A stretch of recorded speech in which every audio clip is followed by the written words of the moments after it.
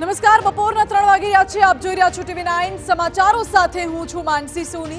મોટા સમાચાર દિલ્હીથી. વડાપ્રધાન નરેન્દ્ર મોદીની અધ્યક્ષતામાં યોજાયેલી નીતિ આયોગની બેઠક સંપન્ન થઈ ચૂકી છે. જી હા, નીતિ આયોગની બેઠક પૂર્ણ થઈ છે. નીતિ આયોગની ગવર્નિંગ કાઉન્સિલની 9મી બેઠક યોજાઈ હતી, જે સંપન્ન થઈ.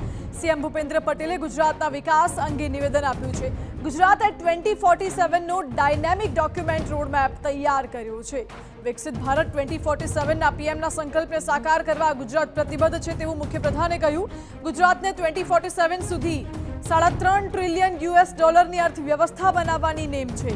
અર્નિંગ વેલ અને લિવિંગ વેલ પર આધારિત છે આ રોડમેપ. જીવન સ્તર સર્વોત્તમ સમૃદ્ધિની અર્થવ્યવસ્થામાં સહભાગી બનાવીશું તેવું પણ સીએમએ નિવેદન આપ્યું છે. નીતિ આયોગની પેટર્ન પર GRIT એટલે કે ગ્રીડની સ્થાપના કરાશે. ગ્રીન ગ્રોથના વિચારને ગુજરાત આગળ ધપાવી રહ્યું છે તેવું પણ સીએમએ કહ્યું. ગુજરાતમાં દેશની પ્રથમ સેમિકન્ડક્ટર ચિપનું ઉત્પાદન થશે.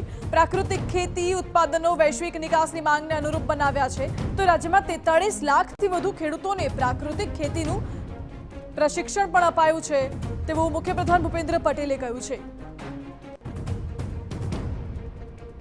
મહત્વનું છે કે નીતિ આયોગની બેઠકમાં ભાગ લેવા માટે મુખ્યપ્રધાન દિલ્હી ગયા હતા અને બેઠક પૂર્ણ થઈ છે. ત્યારબાદ સીએમએ આ પ્રકારના નિવેદન આપ્યા.